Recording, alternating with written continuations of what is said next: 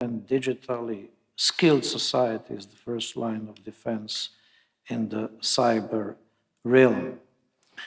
From our perspective, from perspective of Slovenia, resilience is inherently multilateral and collective by nature. So the growing EU-NATO cooperation in this field is of strategic importance, both in terms of practical support and in building a relevant conductive framework. The resilience of our partners, be they in the Western Balkans or in the Eastern neighborhood, is also our resilience. So I remain confident that we are not only strengthening cyber resilience, but also reaffirming our shared belief in EU that leads through innovation, cooperation, and solidarity. Thank you. Thank you very much, Ambassador.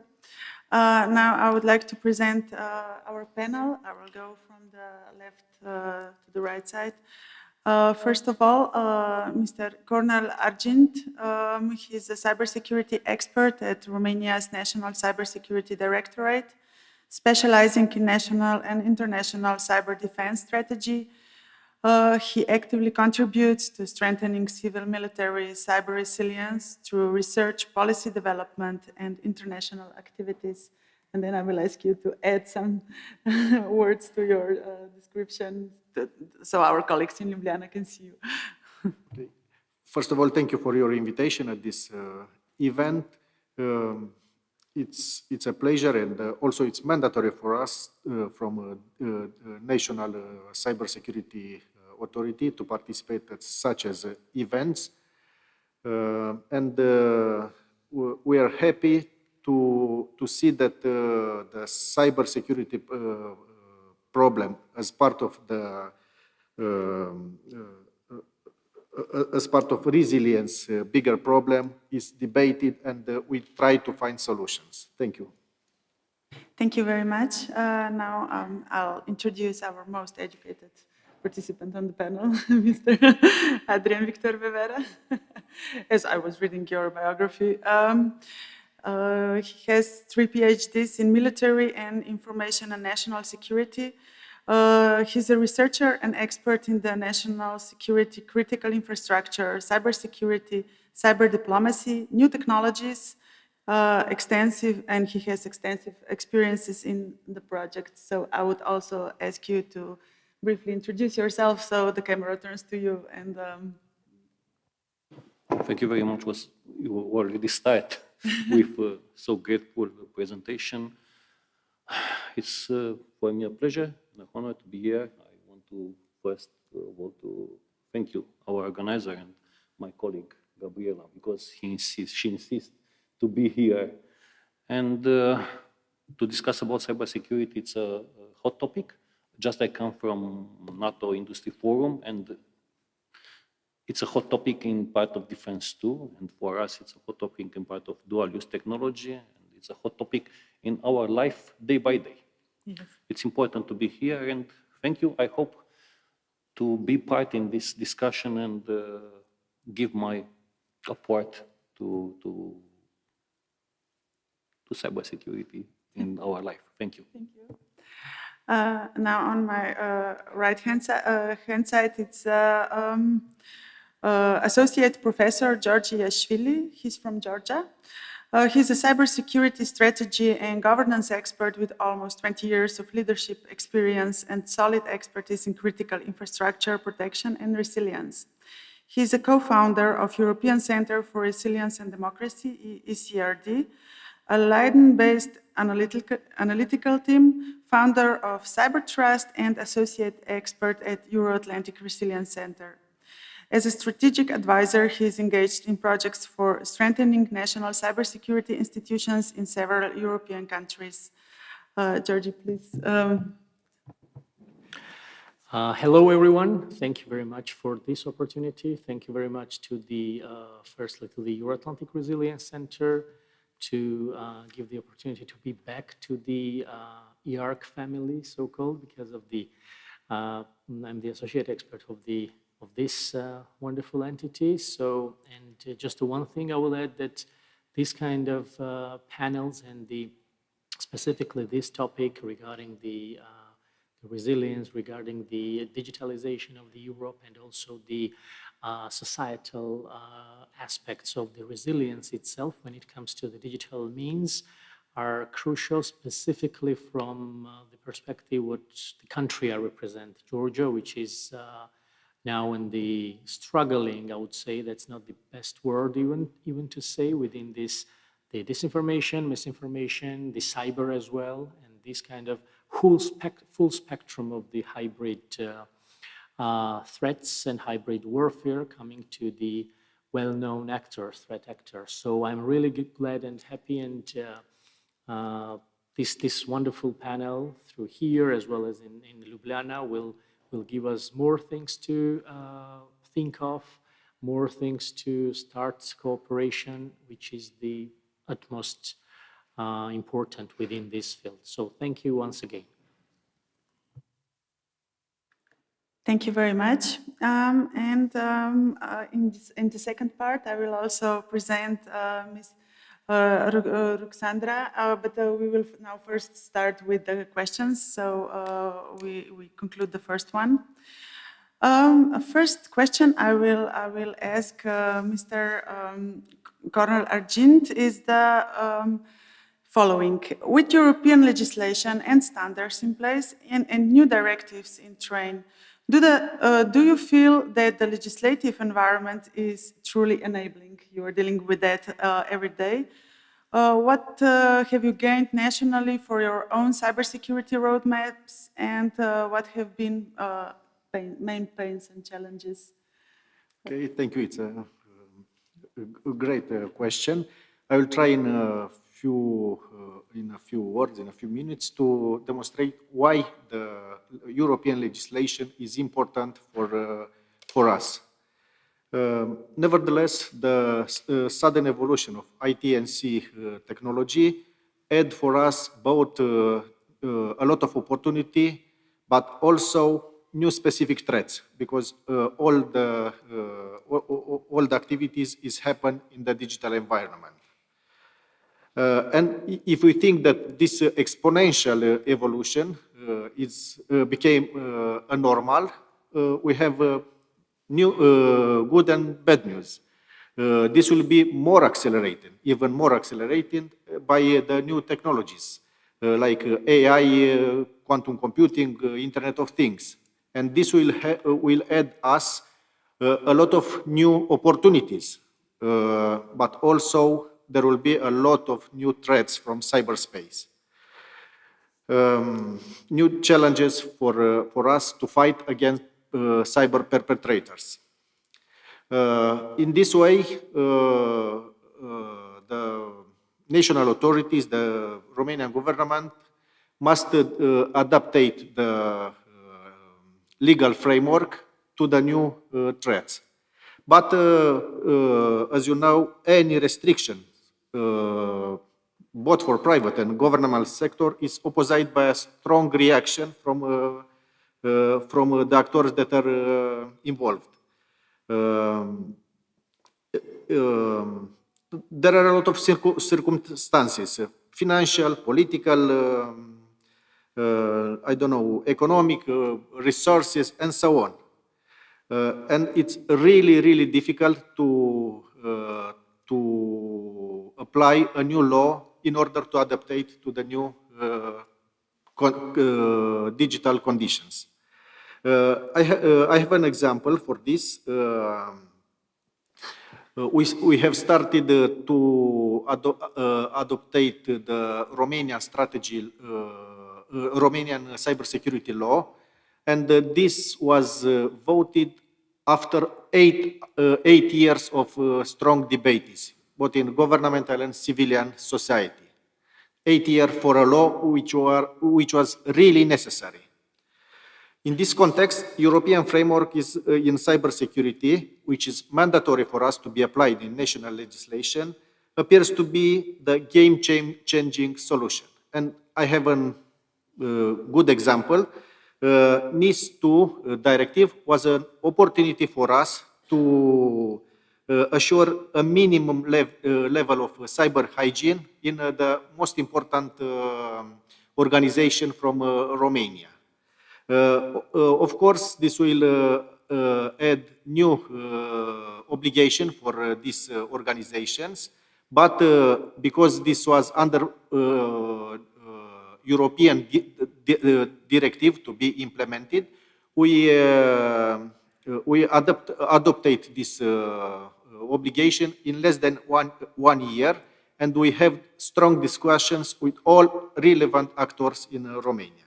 So, the European legislative environment is not only useful for us, but also it's necessary as a tool that put pressure on us to develop national legislation. Thank you. Thank you very much. With this, I pass it to Duncan. Yeah, thank you, Katia. Really interesting observations from Cornell there. Turning to you, Tillin, what is your experience? There's a lot of new policy coming down the track. As Cornell outlined, adaptation and the decision-making process and the resourcing of the implementation of that project, of that policy is challenging. What is your experience? What have been the challenges and the opportunities? Please. Thank you. Well, that's an excellent question, Duncan. I would say that the environment, the legislative environment, it's enabling, but it's uneven. So I would say that the net effect is positive when we're talking about the national roadmaps, but of course there are gains and there are pains. So I'm gonna highlight few of the gains that I think that are important in the context of the European legislative environment when it comes to all of the nation states. I think that we can say that it starts with a clear baseline. It starts with an enforcement. We do have the NIS2 directive. We have the critical entities resilience, which makes risk management mandatory. We have incident reporting. We gain supervisory powers. These two legislatures basically enable us to align sectoral plans. We can do audits. We can basically do a procurement one baseline instead of voluntary guidance. So another gain, in my opinion, is supply chain leverage. We have the Cyber Resilience Act and the product security work streams, which basically push the notion of secure by design, secure by default forward. And of course, we can mirror this good practices from the EU legislation to the national legislation in terms of, for example, national procurement and or accreditation. Finally, we have to point out the operational coherence. We have DORA, which basically standardizes the resilience expectations for financial entities and also critical third parties. And this basically eases the cross-border supervision and enables us to develop different crisis playbooks. And that is something that Europe desperately needs. And last but not least, the gain that has to be highlighted is the capacity and knowledge sharing.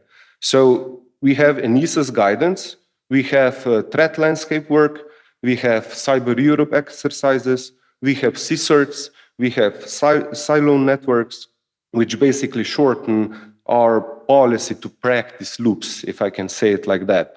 And now just to point out the pains that we have identified when it comes to EU legislative environment, we have to point out that there are challenges with execution capacity. So we need a lot of supervisory authorities, we need CSIRTs, we need a lot of staff in essential important entities. We need staff in forensics, in OT security, in compliance engineering, etc., etc. So this is a big pain, getting the right staff at the right moment, at the right time, with the right experience. then we have a problem that has to be pointed out because we are discussing about it a lot within the EU working groups, overlapping and timing. NIS2, SIR, DORA, CRA, and various data protection rules intersect. We see that they are overlapping quite a bit, and a lot of effort will have to be put into solving these overlapping areas in the coming years. We have to admit that there is a growing burden when it comes to small, medium enterprises, because we are putting more and more obligations out there for them to basically comply with. And this means for them that they need a lot more resources than they needed in the past if they want to, I don't know, launch a product on the market, especially if this product has a dual use or if it's an important or critical one. Standard translation is another pain, basically. Although we are doing a lot of good work in this context, but still, it's hard to map all the legal articles to basically actionable controls in a way that it's understandable and in practice doable in every member state. And again, last but not least, the assurance market is developing, but it's developing slowly. So at this moment, we do not have sufficient accredited auditors and product security testers, which would enable us to basically do more in terms of innovation and quick dissemination of ideas into real projects and then placing them on the market. So bottom line, I would say we have to keep the EU direction, but we have to accelerate different things. We have to accelerate the implementation profiles. We have to do something about the mutual recognition of audits, and we have to do a targeted financing for supervisory capacities and to uplift the small and medium enterprises. So that would be it, in my opinion. Thank you. There's a lot to unpack there, and thank you. Thank you, both speakers. So you've taken us on nicely to the next topic, which is really about policy implementation. What are what strategies? And I think both speakers are focused on the kind of increased burden on the skills base that we have, amongst other things. The fact remains is that the threat landscape, as Michal and I were talking about before the session, is just accelerating and becoming more complicated all the time. Everything is weaponized. The response at the European level is rightly to introduce common standards, interoperability, common policies that everybody can get behind. But the implementation, particularly you mentioned smaller organizations, smaller private sector organizations, and they may not see this as their core business. They're in the business of innovation and fast tracking products to market. It may not be top of mind to look at the Solidarity Act or the various pieces of legislation. So, picking up on the workforce issues and the skills base, I'm going to ask firstly to you, Andrei. Is what strategies can we deploy against that context? What strategies can we deploy to develop the workforce in the way that is needed within this particularly dynamic, fast-changing environment? Oh, thank you for the question. It's a hard question. What we can do a lot, I think. One thing, targeted educational programs. This has been going on, but it takes 5 to 10 years to get the results. Then the second one, if you check what we can do in the, let's say, higher education area, is because the students that go into the technical or ICT or cybersecurity area, there is not enough of young people in Europe to go into that area. So we will probably have to reskill or upskill the people from other areas. In this area, the new mechanism from the European Union might be applicable. That's called micro-credentials. This is definitely something that will be much more used in the future. That is for the short and mid-term, but in the long run, we have to work a lot on kindergarten, primary school, and all the other schools that we get the awareness. And also, maybe I can share my experience with the companies and institutions. Many times we get questions, do you have 5, 10, 20 students of the last year from cybersecurity, from ICT to come and work for us? And we say, yes, we have 5 or 10 or 20 students, but not just for you, for everybody, not just for you. So it's a lack of students. And in this area, I think we have to, as companies, as institutions, we have to tell the society, tell to the public that we need this kind of young talents going into the ICT, cyber, and so on. We have not that enough. And if we check, for example, how the society, let's say, supports different areas. If you see let's say, the series we've got on the TV, we've got the lawyers, we've got the, I don't know, crime investigations, we've got I don't know, a lot of army in the movies and all that. How many series or how many films do we have about cybersecurity, about it? So this topic has not yet become into the society of something that is important or something that we really need. Because we know that behind many movies and series is actually some other purposes are behind as well. So a lot of issues, we can talk a long time about it, but we can choose one of the topics and we can go deeper if you like. Well, the pressing issue, and I think, Tilen, you touched upon it as the kind of immediate need for auditors. And that maybe comes to your point, Andrei, about reskilling existing. But it's an example of the pressures that specific legislation brings on a particular aspect. Can I comment on that? Maybe to get you the overview of how life is. We do programs for students like 3 years plus 2 years plus 4 years of PhD and so on. But on the other hand, reskilling and upskilling, and we do 1 day, 2 day, 40 hours, 100 hours of different courses in addition to what the students get for the environment, not just for the students. And then we developed one program that was like cybersecurity track and this system engineer track and things like that. And it took 1 hour and 1 year and a half. And we said, this will be for reskilling and upskilling, so to prepare half an engineer. And we put that on the market, and we went to the institutions, to the companies, and we said, look, this is something in between. It's not the official program, but it's something we think the people that would do the reskilling would need 1 year or 1.5 years.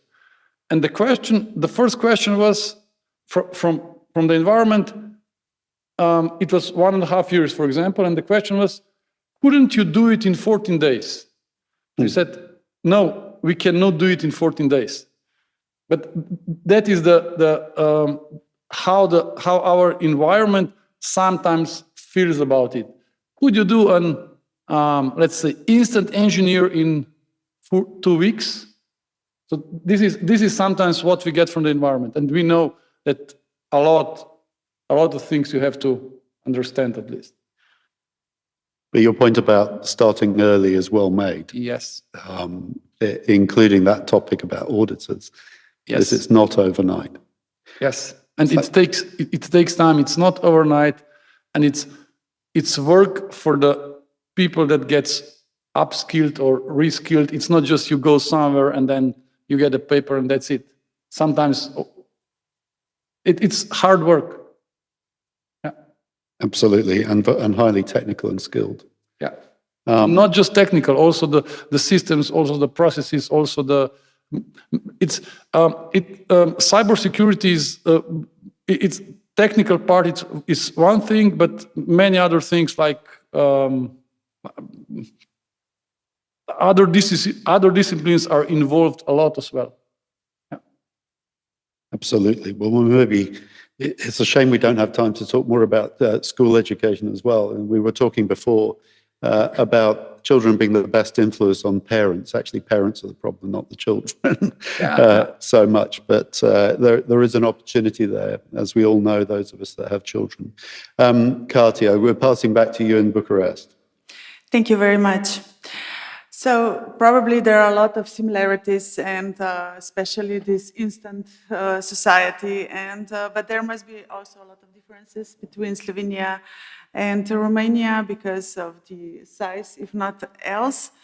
That's why, Mr. Vevera, I would like to ask you, what about the strategies you have for social engineering, for developing skilled population and experts in cybersecurity field and resilience?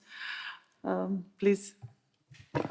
I think it's not so big difference between Slovenia and Romania. I think in cybersecurity is not enough to be a big country or a small country. We have a lot of example, like small country give a very, very good hacker, and it's not depends by dimension.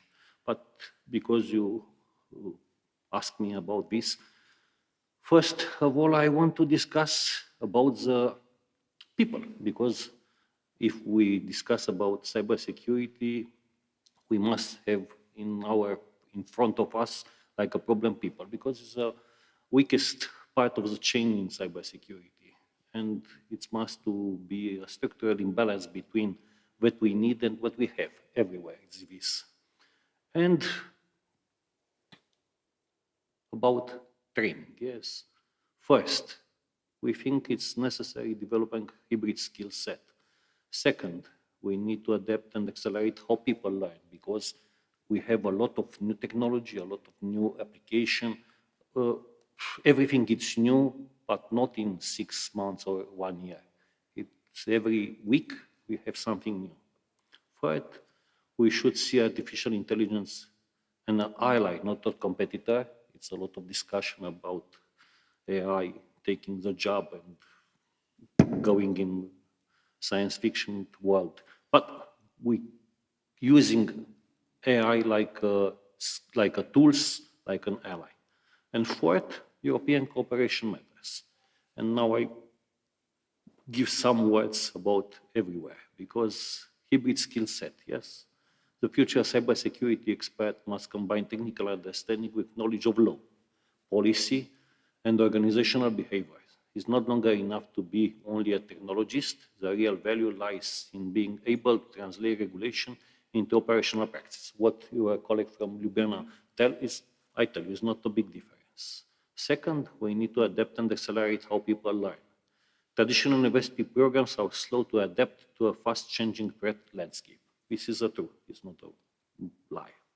We need short, modular, stackable learning models, micro-credential, certification, and lifelong learning pathways that can evolve as quickly as technology itself.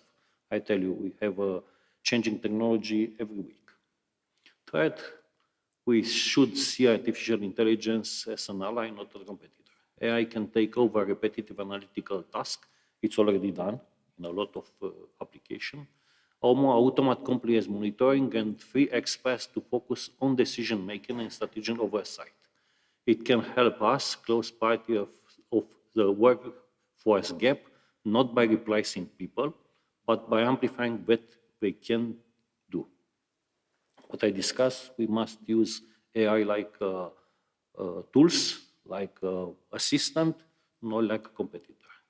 And last but not least, European cooperation matters. Cybersecurity is borderless, and so should be our talent strategy. We need mutual recognition of certification, shared training standards, and cross-border mobility for experts. That will make the European cybersecurity workforce more agile and more resistant. What we discuss, and your colleague from Ljubljana tell, we must have these common standards to understand how good are here or in Ljubljana, because it's the same, technology is the same. And like an example, to illustrate this idea, I can give our example, National Institute for Research and Development in IT and C, ICI Bucharest. It's a long story, 56 years. We are under Romanian government coordination, but in the same time we have self-funding entity. And we've been working to respond proactively to this challenging. We have definitely now cybersecurity job profiles for national and European frameworks, for example, the blockchain intelligence analyst, because we have a very good department working in blockchain. A role combining blockchain forensic intelligence and data science. It's a cross-disciplinary role, and I believe the kind of hybrid experts is the future. It's not enough to know just one single line. You must know everything to have a holistic idea. During the Digital Innovation Summit Bucharest 2025, was in April this year, we also launched the Blockchain Intelligence Academy, focused on macro degrees, certification, and continuous education. And after, it's a lot of discussion about standardization in part of using blockchain. At the same time, to our SOC, Security Operational Center, and Cyber Range, we support both public and private clients, helping to offset workforce shortage and allow specialists to focus on higher value tasks. Our approach is simple, connecting education, automation, and applied research into a coherent national effort in order to make cybersecurity warfare development more adaptive and resilient. If we connect education, research, innovation, and evidence-based policy, we can build a workforce that is not only skilled, but truly resilient and adaptive, ready to protect, to respond, and to lead. I think it's start with the first idea. It's not a big difference between Ljubljana and Bucharest, not in understanding cybersecurity, not in using cybersecurity. Maybe it's maybe particular things, but very, very small. Thank you. Thank you. But I have a sub-question, if I may, for you and for Mr. Kos. Regarding the international cooperation and in the sense of the event today, do you both think that it can be also a yes or no question, that Europe can produce enough experts for cybersecurity and cyber resilience to be self-sufficient, or do we need to think about additional measures? What do you think? Yeah, and also Andrei later.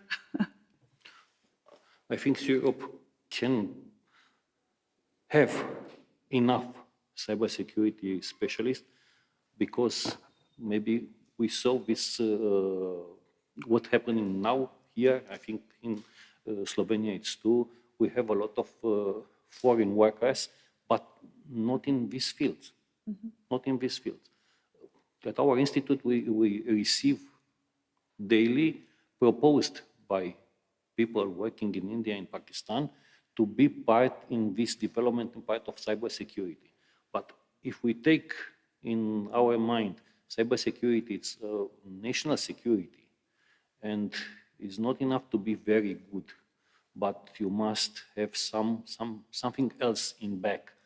I think we must prepare enough specialists from our country, and in our university there are a lot of training programs in cybersecurity, in AI now, in part of blockchain, because I tell you, we think it's a new golden era for blockchain, and yes, we can cover without import something like this. But cybersecurity without cooperation is not cybersecurity. It must be a very good cooperation between state, but it's mandatory to prepare your young people to understand how good is to be like cybersecurity, a very good cybersecurity specialist. Okay, thank you. Andrei, do you have anything to add maybe? And then I will continue with the next question. Katja, thank you for the question. I think long-term, yes. And for this, we will have to change the culture because in our instant society, everything should be quick and the technical studies are not quick and are not simple. So we have to change the mindset of parents and young people and children and us as well. So the answer is yes, we can or we could. However, this brings the change of a culture, what we need as a society. And it has to be said loudly, we need this and this, and that's it. In the short term, especially in the very, very developed countries, it's hard to get motivated, skilled young people to go to these studies. And we have to change that. And in midterm or short term, we will definitely need some help from the, let's say, other countries. However, long term, to be self-sustainable on the cybersecurity issues is a national security issue, and I think we all have to do it. Not just programs we pay for that much of seats, but we have to start changing the culture and say it loudly. That's the most important thing, I think. Thanks. Okay, just briefly. Very brief. Before pandemic, for us, for National Institute, it was very difficult to take students to be part in our team. But we have a lot of students coming to practice or internship. But after pandemic, we have enough students want to work in our part, and we understand it's very important to be trained in part of cybersecurity. This is a changing in the mind of the young people. It's very important. Okay. Thank you. And talking about society, now we will move to the social resilience, societal resilience, I'm sorry. And Georgie, we were discussing that also yesterday, and I know you have a lot of content on this topic. So, societal resilience is the key to a more secure cyberspace. In what ways have you seen common laws and standards enable national level whole of society approaches? And what are your approaches? You are also working on this field as a consultant, so please. Thank you, Katja. Yeah, there are lots of things on that, but I'll try to be precise and getting like an appropriate timeline for that. So, yeah, actually, when we were talking about the societal resilience, or when we were talking about something like in cyberspace specifically, actually, it's about the trust. To be fair, yeah. So we're talking about the trust, and this trust is between the citizens, government, and the private sector. So, because even the best technology or infrastructure wouldn't give us and doesn't mean anything, and it does mean little if people don't trust how it's used or how it's protected. So the common laws and the standards you mentioned are the things what give us that kind of and the structure of the trust. It enables this kind of trust. And for my understanding, it's kind of a shared language for the European countries, for example, we are talking about that, how this trust should be built. And first good example was the GDPR. So for my understanding, GDPR reshaped the thinking of Europeans in terms of the what is the digital responsibility. And it was the very good profound for the things that how the citizens in different countries in European Union started to think about this in a same way. And that was the good thing that how this European regulation brought the notion of the digital responsibility to the citizens itself. And I think the same happens within the cybersecurity. The NIST directive, the second edition, also the Cyber Resilience Act. These are the kind of creators and enablers of the profound for this trust, because it goes beyond the compliance, as I understand, and that encourages the collaboration and makes cyber resilience kind of the shared societal goal. So, but also it's interesting how the other countries, some of the countries, how they turn these legal frameworks from the profound and from the baseline to the practical community-based approaches. For example, Lithuanian example, what we have, they connected and they started the NIS2 implementation within the civic engagement. So the National Cybersecurity Center, which is under the Ministry of Defense, didn't just start with working with critical operators, but they involved the civil society within this through their different unions. One, I remember the Lithuanian Rifleman Union, also Cyber Defense League, and so on. And they made up this kind of instead of the top-down approach, it became a movement that the IT and the cyber professionals, how they can volunteer during the crisis. And this kind of thing, when, for example, some other countries might be waiting from the top-down approach, here we found in Lithuania that the citizens helping to defend helping the state to defend their own digital space. So, and also the neighborhood country, which is Estonia to Lithuanians. There, I think that's this kind of understanding is the part of their DNA as well. In terms of the, after the 2007, of course, the well-known things, I will not move on. The cyber defense units, what created that the ordinary citizens and tech experts worked alongside the government and industry in different fields. But when it came to the NIS2, Estonians were not starting the implementation from scratch, but they just started to reshape their things because they already had the ecosystem that connected the governments, private sectors, universities, and the citizens to in one digital trust framework. So that's also a good example. And the next one, I think, here we are bringing examples of the Nordic countries mostly.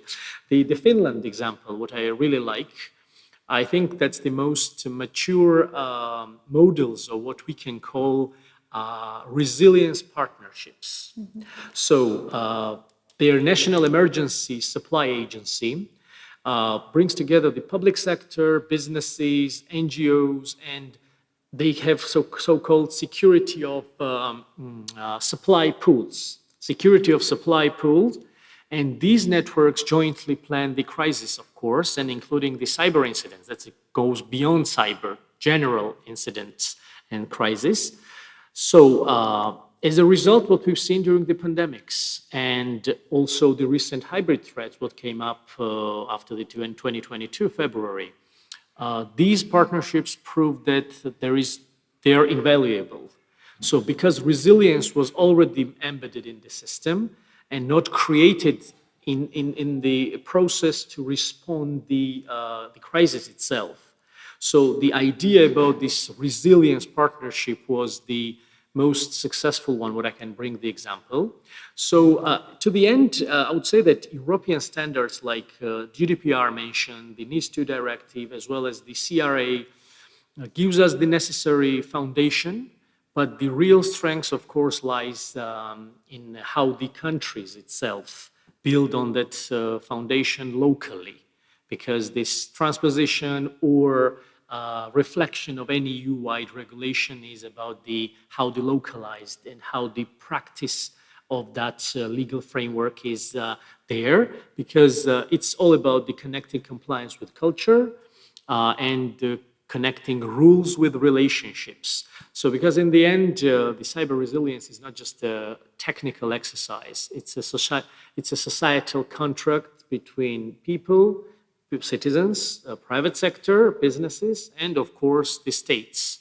So that's something what's about the things, just to sum up, that all these European regulations coming to this field are really good, but they only serve as a baseline and a foundation.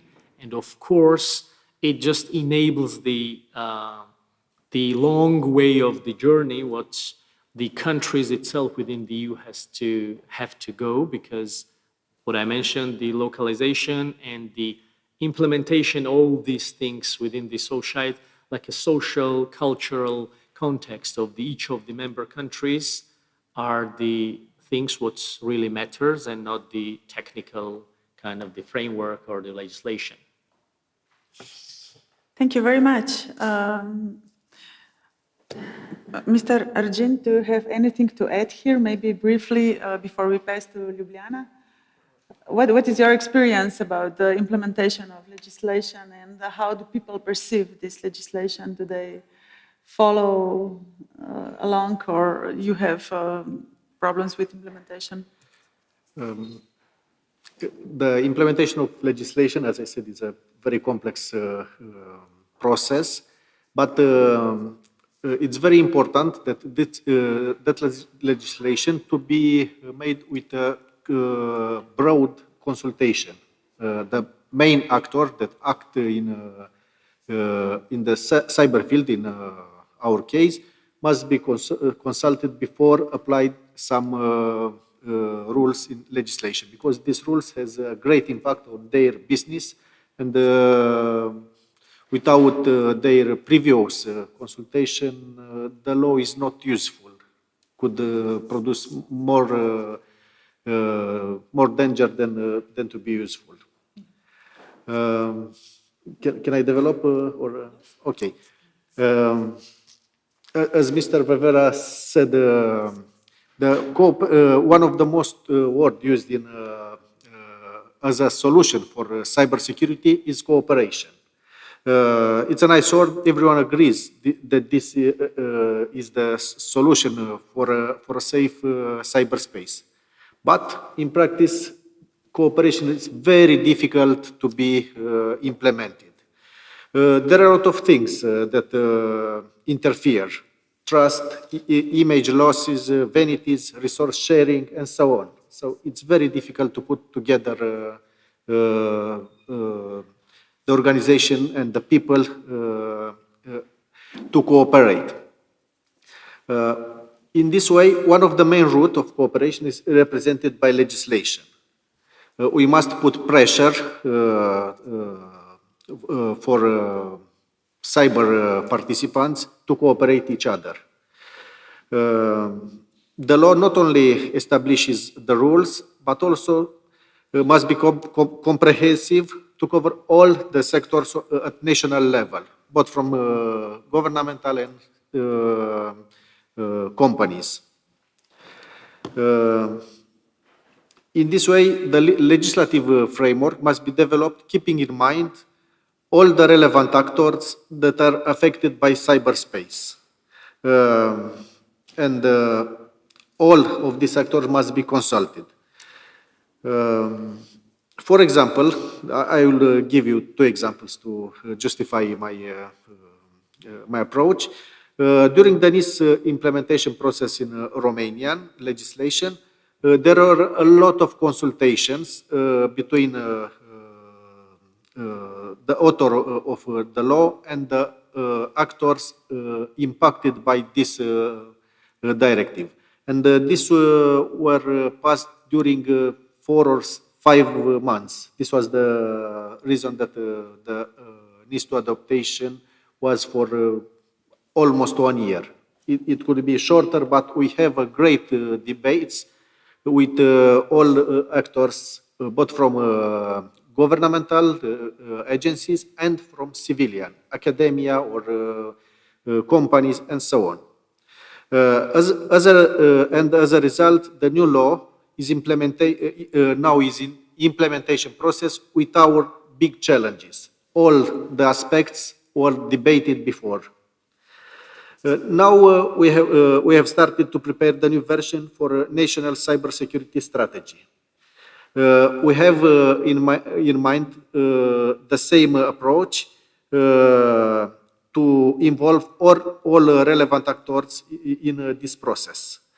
For this, we will start with the assessment of actual strategy that is in place to see what is good and what is not working. Of course, we have now new challenges in cyberspace. 4 years ago, there were, I think almost nobody was talking about AI, about quantum computing, and now this is the new fashion words, let's say.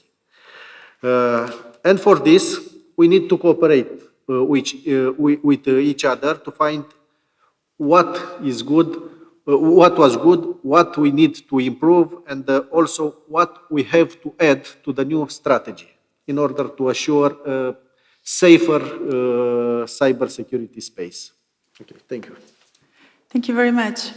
So, Duncan, I pass it on to you so we can see what are the Slovenian experience on this.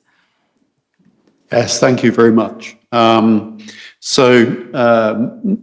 Just to kind of summarize and take us back to the question, it's really about the laws as a foundation and the cooperation across agencies that is needed to deliver that.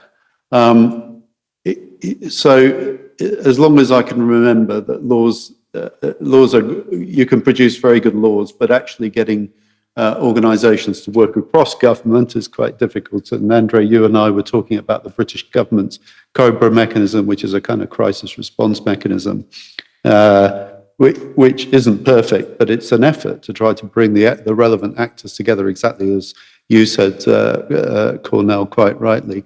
Maybe Tillin, talk a little bit about society. How have you seen these foundational laws and standards, etc., create whole of society approaches? We talked a lot about culture, and in the very early remarks by the ambassador there in Bucharest was about it's a culture, isn't it? So maybe you'd like to comment on that, and I know this is something dear to your heart. Yeah, thank you. Well, I've been believing in this mantra for like 15 years. Digital transformation has more to do with the change of mindset and culture than it has to do with anything else. The technology that we are pushing forward today, the emerging technologies, the emerging sectors, they aren't anything new. You could have been reading about them decades ago. What's new is that they are finally manifesting themselves in reality because of various elements. And now to get back to the societal resistance, yeah, of course, common laws and standards are great. Most of the time they work as they should. Sometimes they don't. We as a society then try to change them.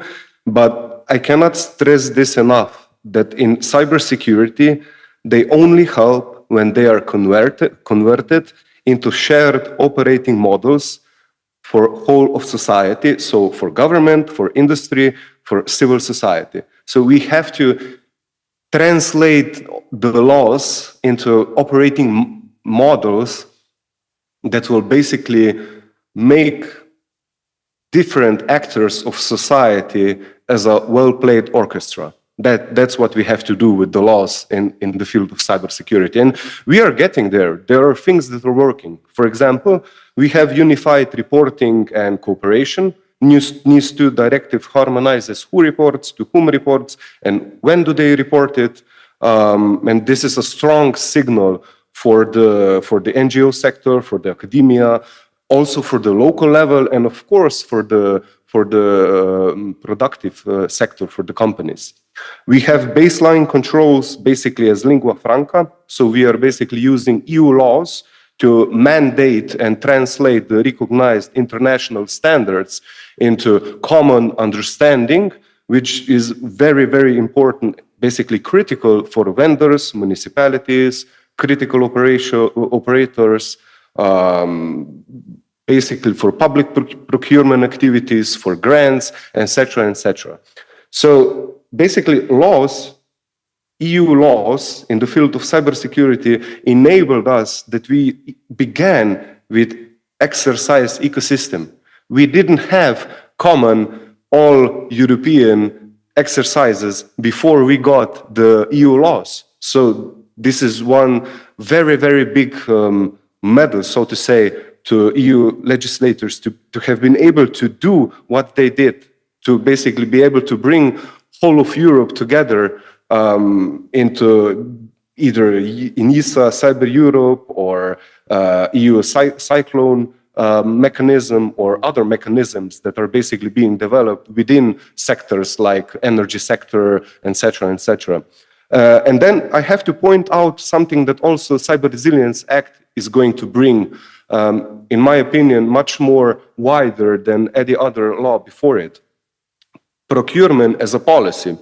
So what CRA does, it completely rewrites and changes the gameplay when it comes to public procurement. You will have to do a lot more now than you had to do in the past when it comes to ordering, I don't know, materials, promotional material, computer equipment for schools, for local governments, and also for the small and medium enterprises. And this is a big thing because a lot of vulnerabilities, a lot of incidents happen because we don't have control over public procurement activities and processes. And of course, what was already pointed out, trust and transparency measures. These things work. We have a coordinated vulnerability disclosure norms. We have CRI-driven patch expectations, which basically enable citizens and also researchers to participate safely, which also improves the reporting culture. So these are the things that work, and I have to point out those few things that don't work. We still need help with, so to say, last mile guidance. So we don't have the necessary support that would cancel out the interpretation drift that is happening, especially when we are transponding different EU directives or regulations. Each member state has its own vision, has its own cultural historical background, and of course each member state understands directive in its own way. So we have to do more in the terms of guidance so that there wouldn't be so much interpretation drift as it is at this moment. That's the first one. The second one, we absolutely have to do more to fund shared security services for municipalities and small and medium enterprises. So we have to change the culture and we have to start offering security operations centers as a service. It's already starting to happen, but not nearly enough. The pace is not fast enough. It should be much faster. And the last but not least, I would say that we have to do much more in terms of tracking societal resilience with measurable indicators. At this moment, I don't think that we have enough measurable indicators that would enable us to do the micro corrections that would maybe be needed to achieve much better results in 2, 3, 4 years, for example. So bottom line, I think that the laws provide the skeleton. I think that the standards and the procurement attach the muscles. And I think that the recurring joint exercises provide the reflexes that we need. Thank you. There's so many strands of that, but just to pull on the last point that you made about public procurement, that is my field. I can say that this is a challenge for public procurement in a way which they're not used to. So public procurement is generally seen as a kind of compliance process or administrative process.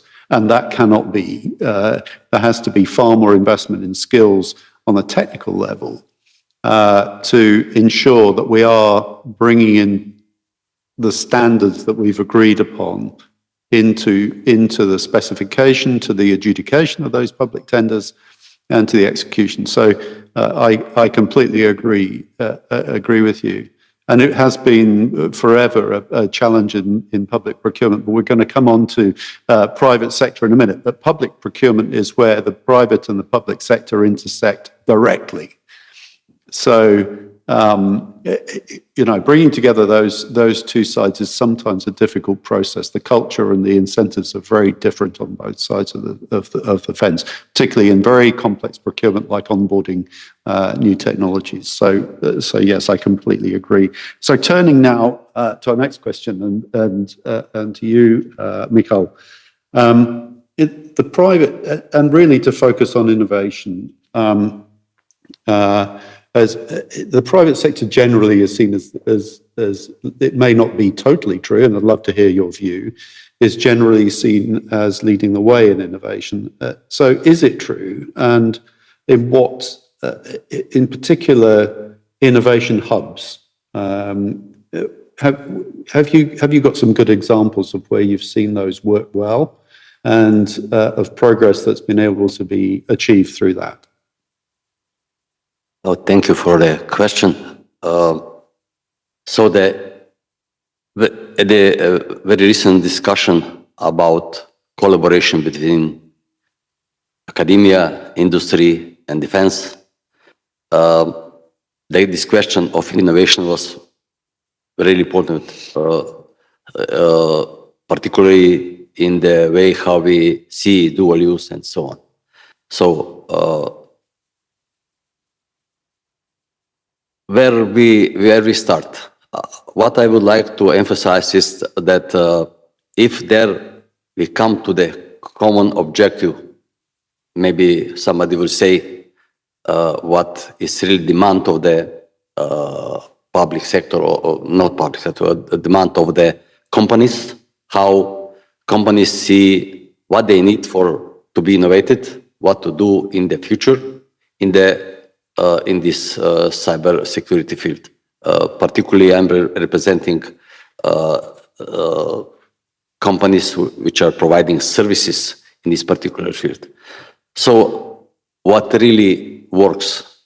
If the certain organization maybe should start from the companies somehow, bring idea of the innovative project, which could not be done without the academia. So this collaboration between academia and industry is not really something what could not be improved. So if those organizations come to the common objective, what should be the innovative project ended by a certain project in the operations, being in industry or in the defense or wherever, this is the major point. So how to achieve this major point?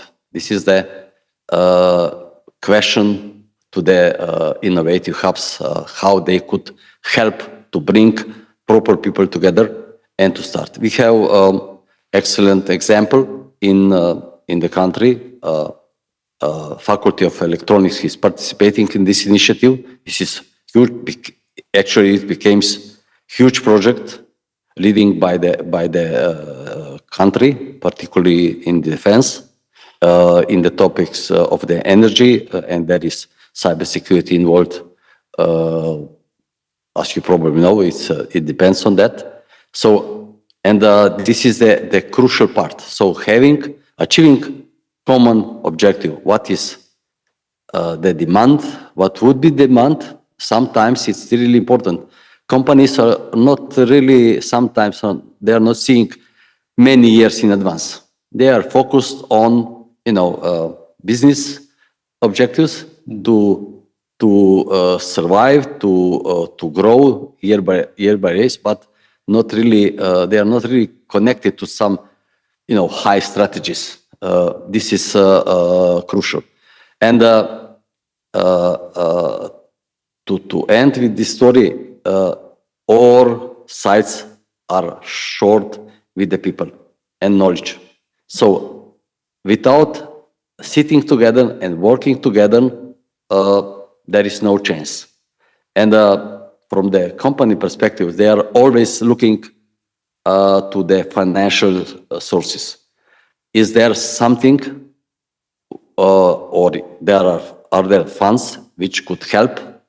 And that is the role of the government as well. When we are talking on dual use, there is important as well some standards, maybe some specific standards to achieve the final product. As you said, going through this procurement process, and we discovered that this will be issue because we are lacking people specify requirements and to do evaluation of the products in the company as well, which will requires Andrei, new profiles we would need in the future in the companies, how to do those kind of testing, and at the end some certification of such a products, particularly in this dual use. So we come at the end to the manpower. So we are starting to discuss, not to to say, okay, we are 2 million people, and will we have more people for the cybersecurity? Could we find other ways to use people we have better, to develop them faster? So Andrei already mentioned some innovation, some initiatives. Still, we would like to map more clearly to the at least industry, what profiles, what skills are needed for certain profile. Not all companies need, high level hacker, for example, and so on. And this part regarding testing and certification will be some additional part. So this particular cluster in energy shows what could be really the best practice. And we were told from the government, don't expect government to bring you together, guys. Industry should connect academia with the knowledge, because industry is lacking some knowledge, but they maybe have an engine to go faster and so on. And government has to be invited to see what is really the opportunity, what is the possibility to be done, come as soon as possible to the very specific projects, not only discussion what is needed, what is the difficulty, but to come as fast as possible to consortia, which will actually generate something which has a chance to be in the production in the next feasible time. Thank you.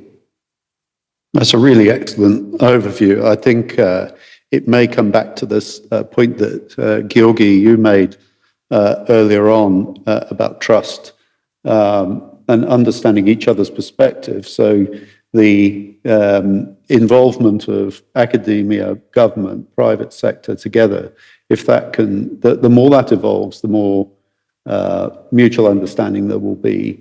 But we should also recognize that the incentives are different for all of those three, let's say, part of that helix. They are different. Trust building and confidence building is really, really important, especially if we're going to move fast. And we have to move fast. We have to be agile. Katia, back to you in Bucharest. Thank you. So, yeah, now we are talking about innovation. And while listening to industry, especially in Slovenia, in many cases, we can hear that regulation is hindering innovation. What about in cybersecurity? Can we see that the private sector is leading the innovation in cybersecurity, or is the regulation leading the innovation in cybersecurity. How do you feel about that, Georgie? Maybe you first. Thank you, Katja, for this question as well. So, of course, the private sector is often seen as a driver and the engine for the innovation. And in cybersecurity, it's, of course, absolutely true. However, the innovation only really works when it's supported by the right ecosystem. So when we are still yet going to that cooperation between the government, academia, industry, when they cooperate and collaborate around the shared goals. And these goals are maybe the same, but the ways of that and the interest while implementing some activities whenever going to reach that goals are not the same, mostly, I would say. So, the innovation when it comes to the really working way of innovation, sometimes if we look at it globally, we see like a good example when CyberSpark in Israel, when the cybersecurity cluster connecting defense institutions, connecting startups, connecting universities, private researchers, and also the main point is exchanging the intelligence between them. So these constant interaction build up the very successful world-class innovation hub, which is located in Beersheba. And but to reflect this, I think Europe has been already started some learning from that. So to my understanding, that's the idea of the European Cybersecurity Competence Center, which is here in Bucharest. So supporting like a network of national hubs and so on. So, and we also see apart from that, some nationwide models as well, like a cyber campus in France, Cyber Valley in Germany, both bringing some institutions, research, and startups for the shared goals under one roof.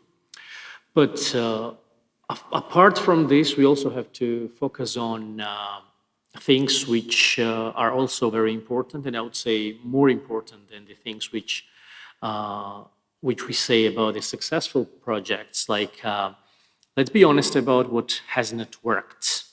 So the main idea what I have and main observation, it's not an idea, of course, it's the thing that in many Central and Eastern European countries, the innovation hubs where innovation clusters or innovation hubs started within the donor or the EU-funded projects. And of course, they couldn't sustain themselves when this funding was ended or cut or wherever finalized. So this created the things that the small, like disconnected and competing for the same limited talent, small fragmented things appear.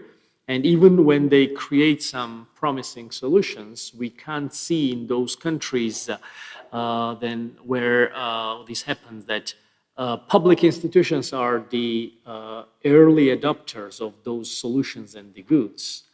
So, and apparently it happens that these innovations are never seen and never make it to the market itself. So innovation stays on brilliant ideas about the concept, about the model of that have been created, but it never says the actual market, what it should be.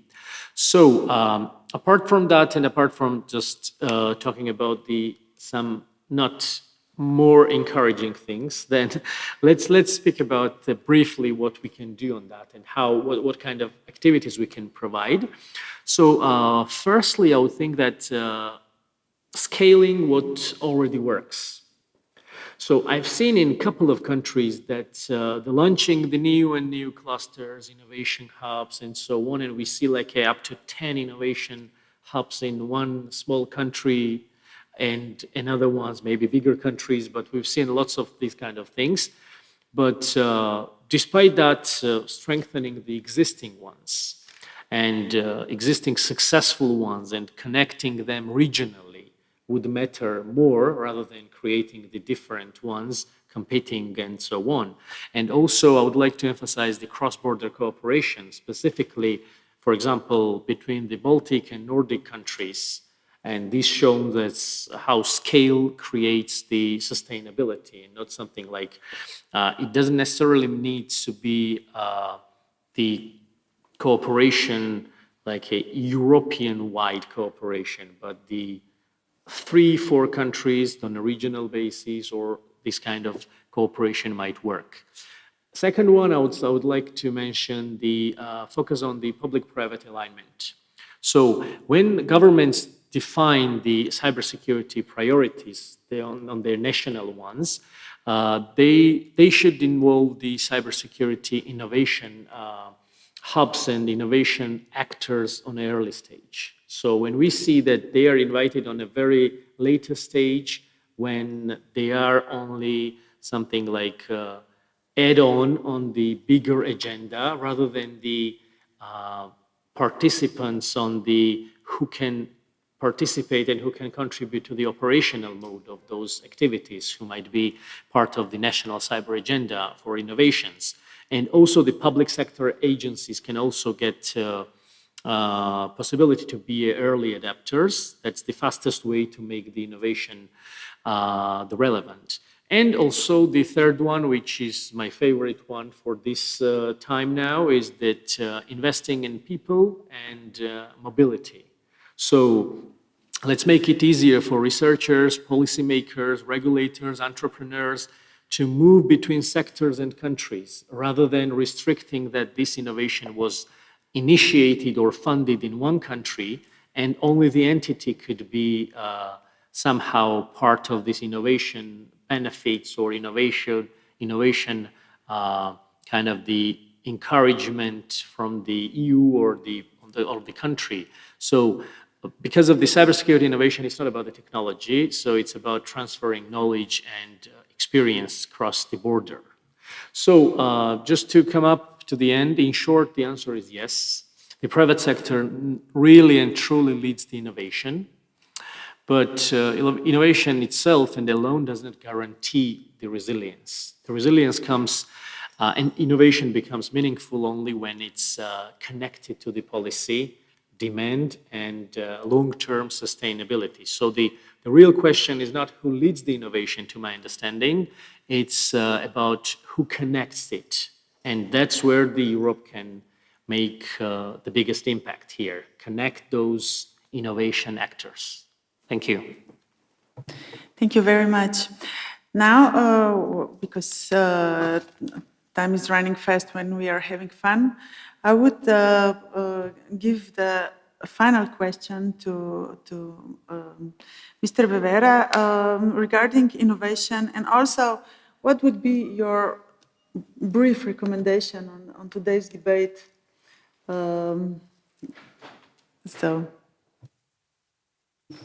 I agree with Georgi. The private sector is a powerful force in part of innovation and new technology.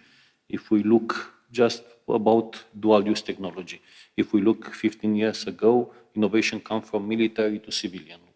But now, starting the startup and going in part of using in military like dual-use technology. In the same in part of cybersecurity or new technology, you saw startup, little company, develop application in AI or develop application in part of cybersecurity because it's easy. You have European fund, you have Diana Accelerator for NATO Innovation Fund, a lot of way to take money to start a business and to improve your idea in a very good application in real life.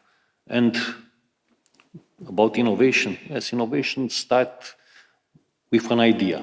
And because now you have like a cluster, like a DIG, like a lot of entity helping you to put your an idea in market, it's easy to start with this idea and improve a new product and service. And of course, cooperation. because for European, it's a must to increase the cooperation in part of innovation. It's difficult to tell, but to assume this, but Europe are in back if you compare with United States and with China too. Some technology were not so very good. We just made now the first step, like in part of AI. And without cooperation, we cannot keep the step with the rest. That's true.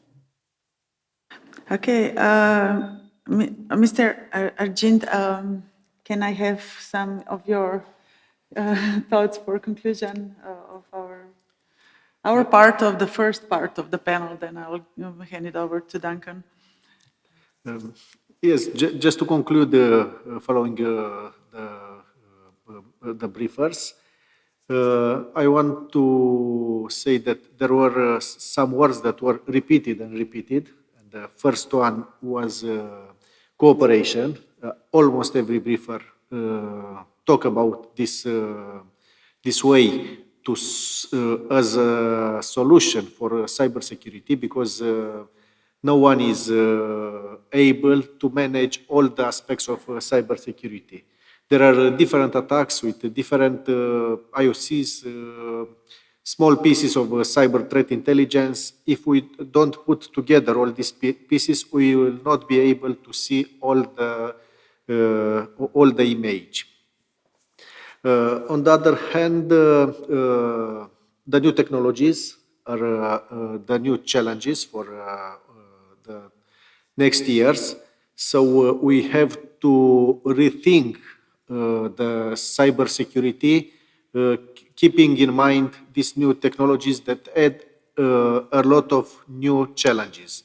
And for example, AI will be able to develop alone cyber attacks or cyber operation campaigns. We need to use AI as a friendly, to fight with him near us against these campaigns. Also, the last word, it's regarding to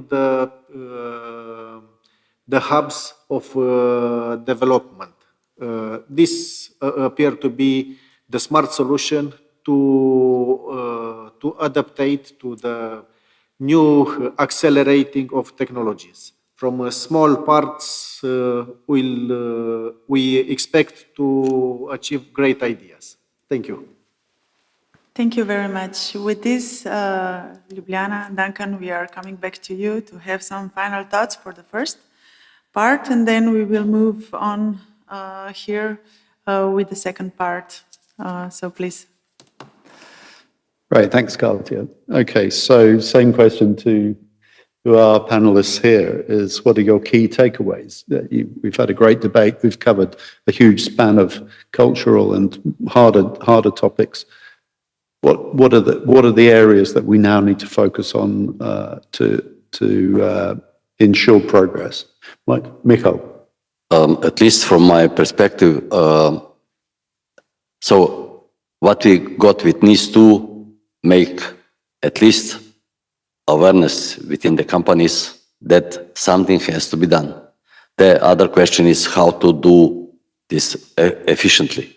And the second part is we shouldn't forget how manpower will be assured for doing different jobs within this entire process, and how motivate those people to join the faculty, to stay in this part of business, not to leave the country. And and this is the important question for HR organization as well. Sometimes we found that they have no really clear ideas what people, company really need. So the innovation part, this collaboration is essential. And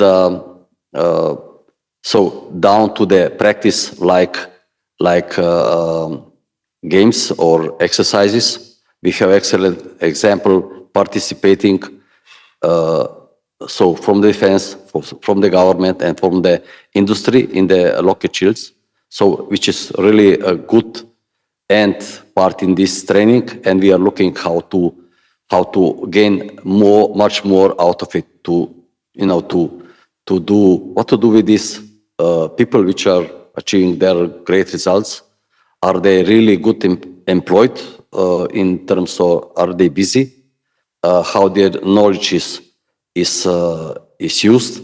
Do they share? Do not only those people from the exercise, but also people from the operations, do they share best practices with others and so on and so forth? So we are really count of the new release of National Cybersecurity Strategy to start to provide answers to many open questions, ending with the structured program, as already mentioned, how we will measure where we are with the cybersecurity. So to define much more precisely the roles and responsibilities there. And so step by step, I'm pretty sure that we will achieve much better results like we have trends in last years. That's great. You've actually given us the agenda for next year's forum, and you raised some great topics there. Gamification we haven't even talked about as a way to get people involved and aware and to educate, etc. And also HR, making decisions about selection of people and development of people. So great points. Thank you, Andrei. Thank you. I was thinking about now. In the meantime, what actually has happened to us. And the world has changed.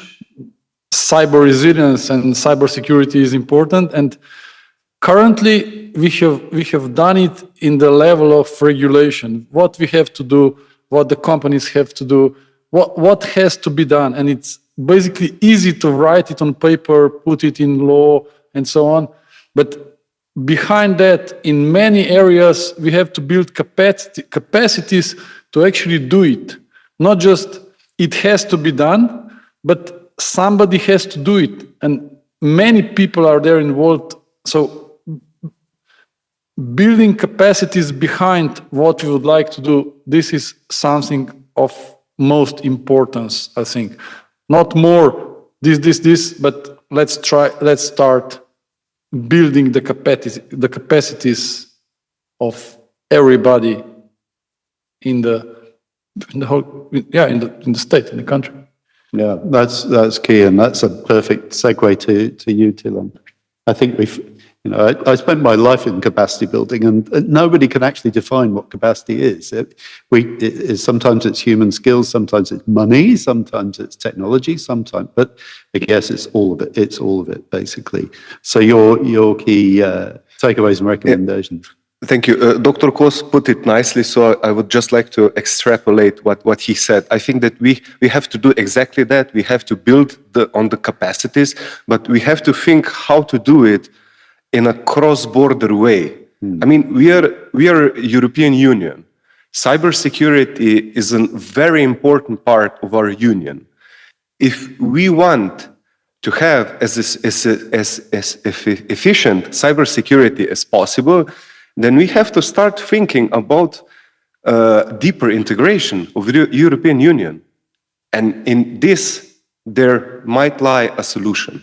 So that would be it. Thank you. I think that's a great way. I think for my own part, going straight back to the beginning is that the societies that are most resilient seem to be in a defensive way, most secure are the ones where everyone is involved. And it just becomes part of everybody's thinking. It's top of mind for everybody. And that lubricates everything. So it makes everything more expected and not a disaster or not a crisis. There's some great examples of countries that have achieved a lot in that. So thank you, panelists here in Ljubljana. Excellent discussion. And back to you, Katia. Thank you very much. Now we are heading on to the part 2. We have 2 lectures now. The first one is from the CrowdStrike. We have here Ruxandra Kaba, great, thank you. She's the director of data science at CrowdStrike, where she oversees the development of generative models for Charlotte AI. With a deep expertise in machine learning, she has previously contributed to building machine learning models at Adobe and co-founded Cloud Hero, a cloud solution company. Earlier in her career, she played a pivotal role at UberVue, developing scalable data processing pipelines that helped power the platform's growth. Lifelong learner, Ruxandra has completed Seth Godin's Alt MBA and earned a master's level credential in Stats 116 from Stanford University. She is passionate about pushing the boundaries of AI and data science. Ruxandra, please, the floor is yours. Thank you, Katya. Yeah, so I can, I think it's good to share it that way.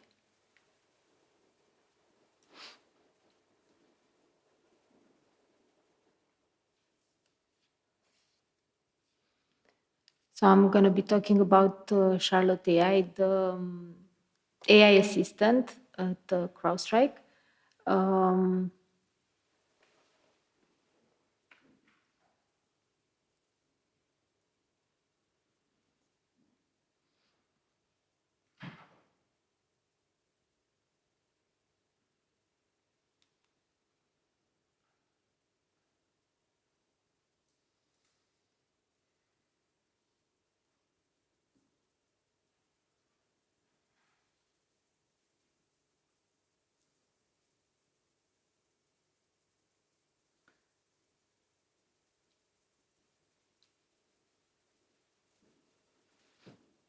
Awesome, thanks. And today in particular, we're going to be mostly touching on the agentic SOC capabilities. There are a couple of features that we've developed in the past half year. Going next to the agenda, I'm going to speak briefly about the platform as a whole, then emphasizing the leadership in GenAI security at CrowdStrike. Then go through an example of how Charlotte AI works under the hood for a user query. And at the end, go through 2 of the new features Charlotte has, like detection auto-triage and agentic response. Next slide, please. So, like, these are most of the features or products that CrowdStrike has. And you can see that Charlotte AI is on top of them. It's like it uses data from all of them. And in the same time, it can act as a different type of interface you can use besides the UI one you already have. So you can use it in natural language, you can ask questions, and the questions get routed to any of the other modules that we have. Next slide, please. Yeah.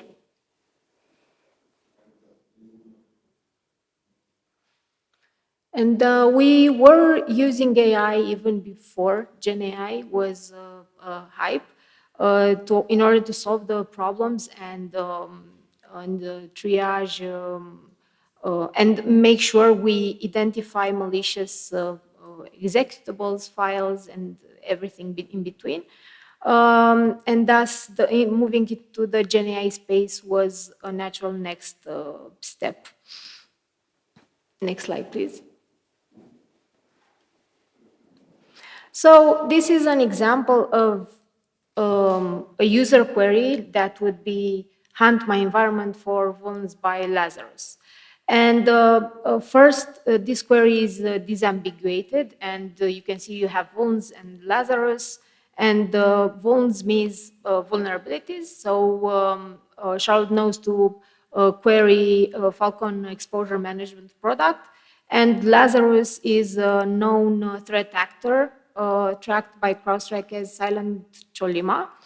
So the question is actually rephrased within the Charlotte AI as hunt my environment for vulnerabilities used by actor Silent Cholima. And the workflow that is triggered automatically is three steps. It goes to the actor's profile, it identifies the CVEs that the actor uses, and then filters vulnerabilities in the user's environment for the CVEs matching those of this actor, and then shows these as a file. Next slide, please.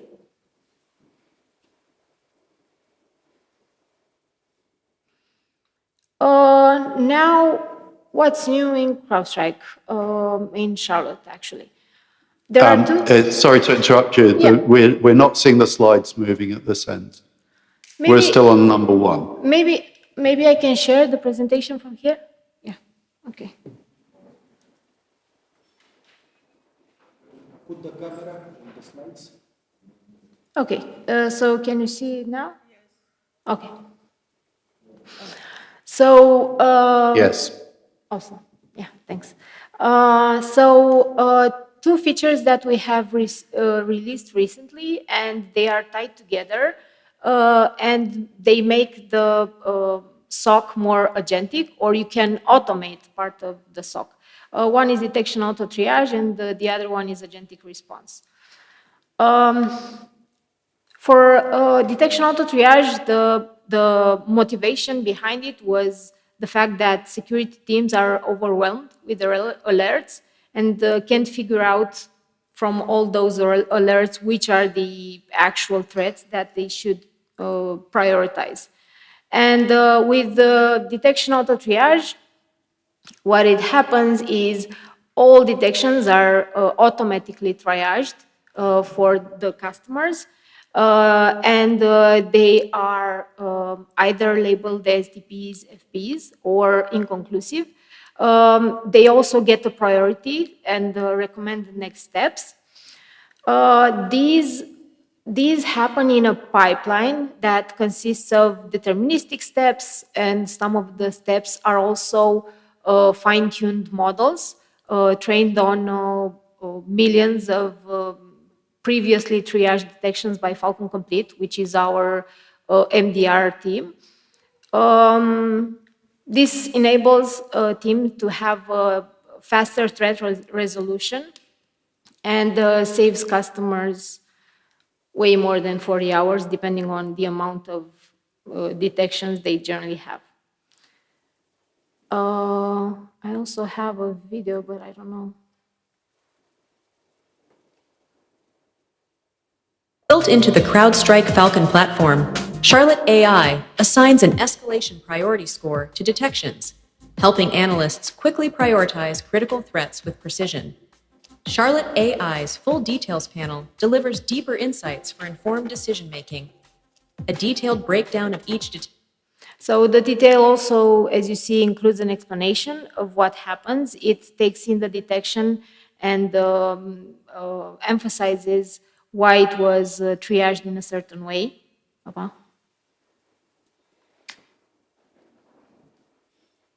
Sorry.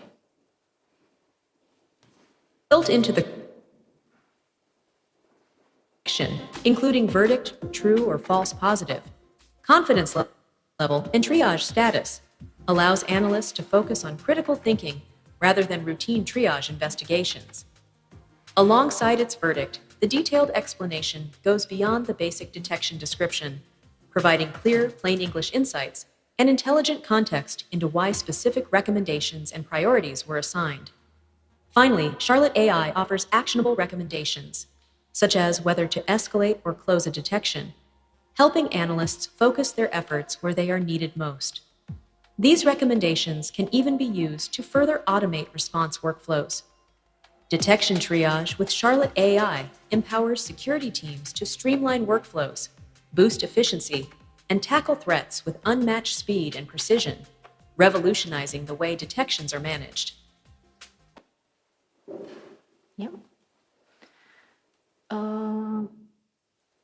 And moving on, we also have agentic response, which happens as a next step. So for detections that were triaged with the detection auto triage, analysts or customers can trigger agentic response. This allows customers to have this agentic workflow happening while they do their own investigation or in parallel with their investigation, and enables them to move faster and have more time to take a look at what they come across and what the agents come across, and compare and move forward faster.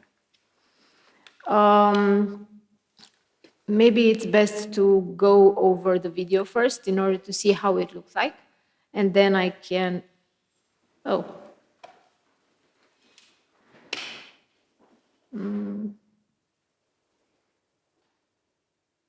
It looks like I don't have the video.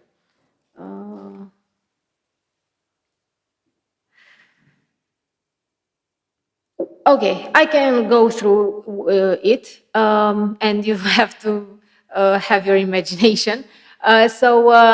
Starting from the detection, what happens is we have an agentic system that starts asking questions. Those questions are then answered by Charlotte AI in real time and are prioritized. So let's say 16 questions are generated and the top 3 of them are answered.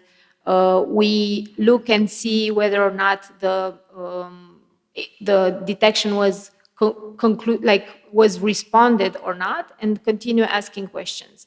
It of course stops at a certain point when either, let's say, you don't have credits or the incident was finalized. So this helps analysts move faster, and they can even let this agentic response run while they, as I was saying, conduct their own investigation in parallel and then go and see what the agent came up with. This is also powered by Falcon Complete's expertise, which is and starts from playbooks that we have internally, and allows analysts to keep pace with the evolving tradecraft. And that was it. Thank you. Thank you very much, Ruxandra. This was really interesting. And we still have a couple of minutes before we can move on to presenter of the Cracovie wizard for CRA. So maybe it's time to open the floor for some questions, if there are any from for both parts. The panel, yeah? Yes, please. Yes, I have a question for Ruxandra, because we all know that CrowdStrike went through a major crisis last year, and I already know the answer, but I want to hear from you. Is CrowdStrike resilient? Yes, I mean, we have changed some of the practices, and I mean, in a software world, you know that software can break, and with AIs, it's even more challenging, let's say. But we have changed our processes internally, and I would say that we're way better than last year.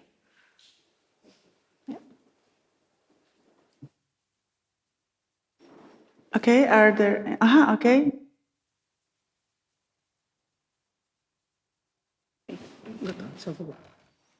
Hello, everyone. I'm Dr. Maria Gurou.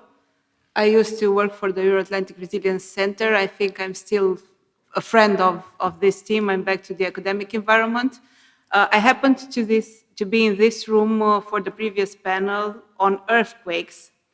And they talked at the same time about resilience, implementing resilience at the local level, which I found in here, especially in George's presentation. And we do need to do more when it comes about adaptive governance. I haven't heard the term governance so far, and we definitely need to do more when it comes about adaptive government. And I have particularly liked the comment that, I quote, "The question is not who leads the innovation, but who connects it," end of quote. We're so used to living in the classical paradigm of so many leaders that we sometimes tend to forget our own role in building resilience, our role as trainers, our role as colleagues, our role as citizens of this world. Thank you very much. It was just a comment, not a question. But the question could be, for all of us, how do we manage to build a more adaptive governance system when it comes to cybersecurity threats of all kinds? Thank you. Okay, would anyone like to reply to the comment or answer the question in particular? Okay, Georgie. Excellent question and the remark, of course. Thank you for that. So, yeah, you're absolutely right in terms of the, there is no traditional and classic way of having the either leaders and the followers, like you are in a, either leader or follower of some activity. So here within the cyber resilience and cybersecurity, enablers and those one who connect the stakeholders, connect the sectors, connect the like a public to the private, to the academia, to the CSO, to the entrepreneurs, to the defense as a separate sector, especially within after the 2022. So that's the most important part. But the here also comes the governance issue. What you ask, like how the governance of that should come. So the main point what I see here is that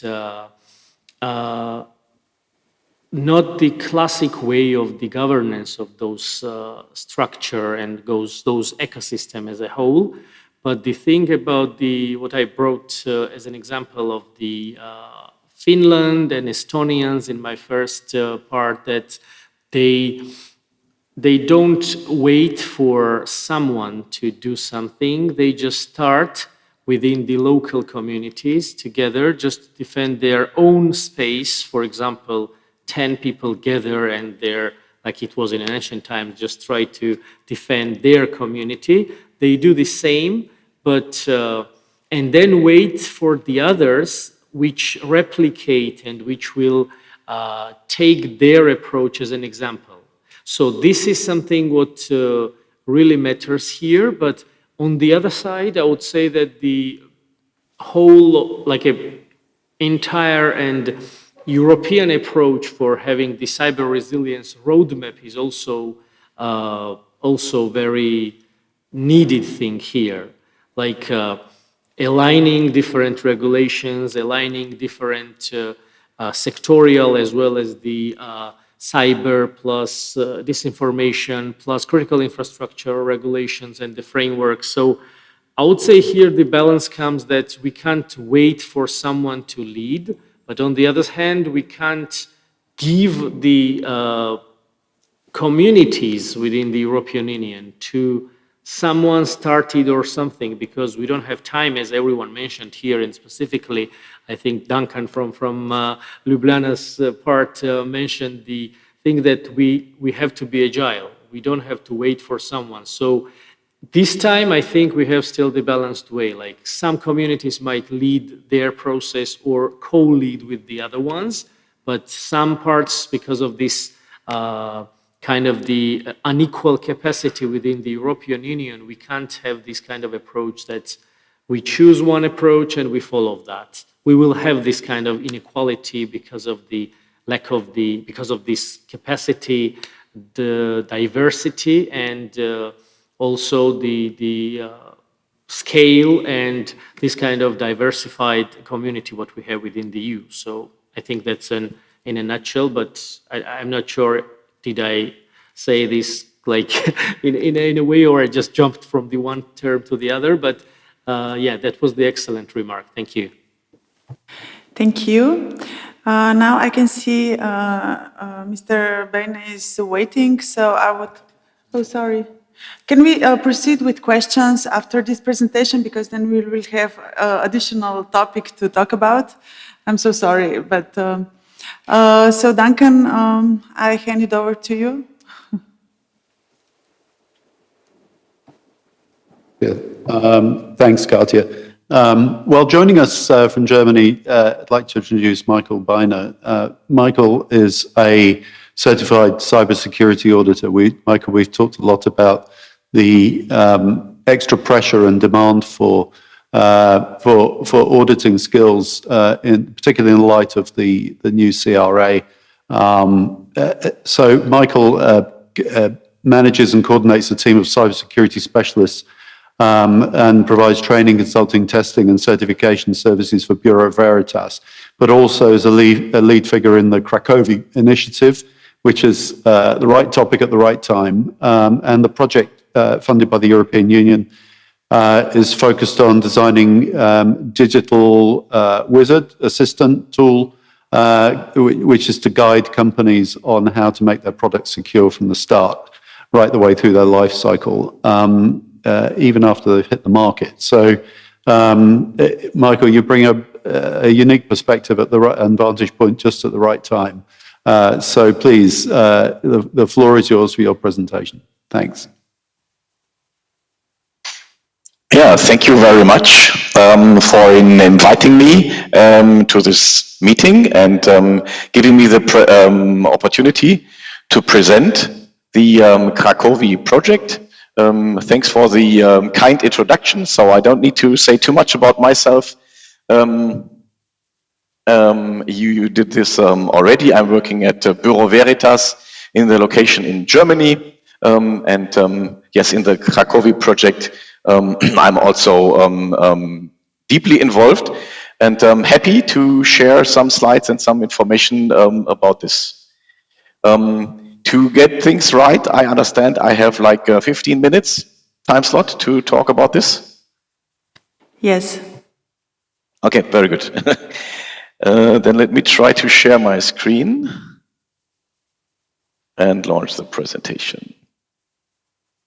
Wait, entire screen. Yes, it should be this.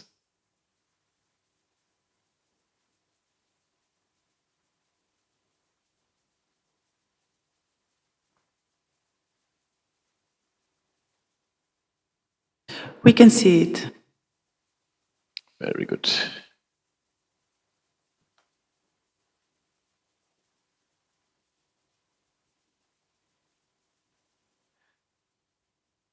So, we are talking about, or I'm talking about Cracovia.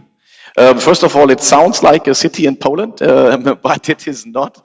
Maybe it's inspired us a little bit for this acronym, but the acronym stands for Cyber Resilience Act, Compliance Wizard. And the idea is to simplify the compliance journey. So make it with the ease of magic, like a wizard.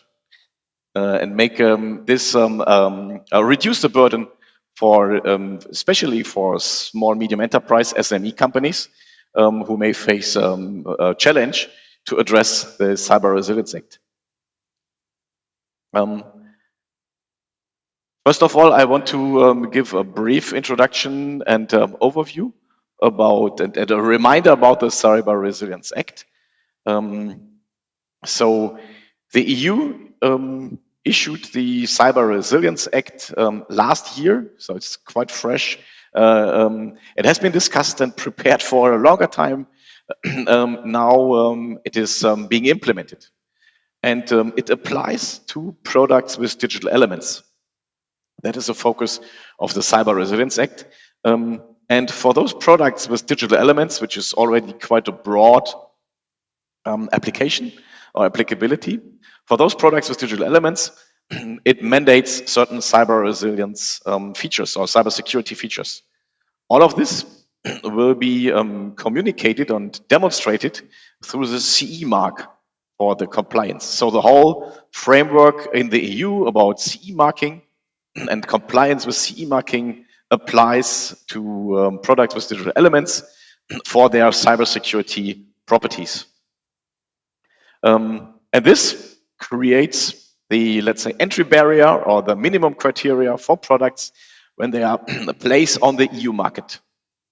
So I think this has quite some power, even beyond Europe, because also in other legislations or in other regions and countries, the CE mark has a strong relevance.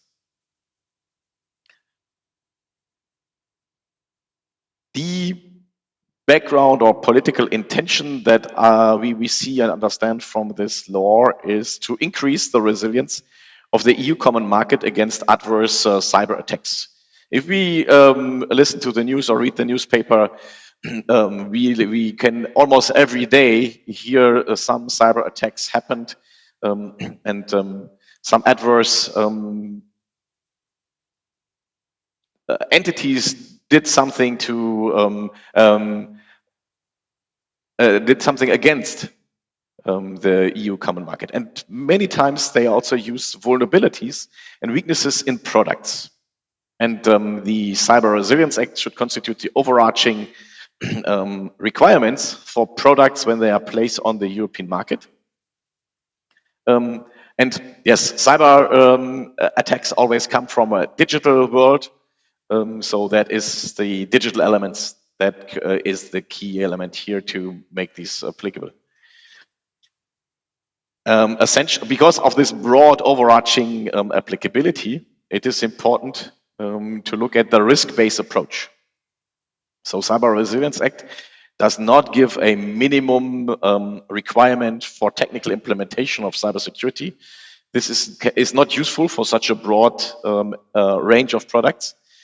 However, the Cyber Resilience Act mandates and gives the responsibility to manufacturers to apply a risk-based approach, but also, let's say this is a little bit educative, ask and mandate them to look at the risk.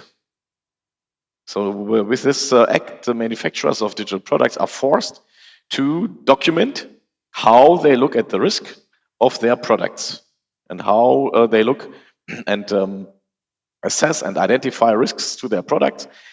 And based on that, what kind of suitable cybersecurity level they implement to counter those risks or to reduce those risks to an acceptable minimum. So this risk-based approach is a responsibility, but also a strong tool for manufacturers to apply a suitable cybersecurity for their products. Cybersecurity is never 100%. There will always be somebody who can break it, but it needs to have a balanced, suitable level applied to the risk. And this is what the Cyber Resilience Act is, one essential element what the Cyber Resilience Act brings to the table and adds to the common market. At the moment, products don't need to document and demonstrate the risk, especially not the cyber risk. The risk-based approach in a negative way could be handled by a manufacturer saying, oh, well, we accept all risks, fine, we can just ship the products, and we don't do anything for cybersecurity. Well, this is not possible. There is a countermeasure in the Cyber Resilience Act, and that is the transparency. The Cyber Resilience Act mandates the manufacturer to provide relevant user documentation where the manufacturer describes those risks and those countermeasures that they put into the product. So that enables the users, the buyers, the consumers to make informed decisions when they buy products. And the EU also recognized that additional laws, additional requirements create additional burden to the industry. So the EU is supporting the industry to adopt and implement this new legislation. And how are they doing it? They're doing it through standardization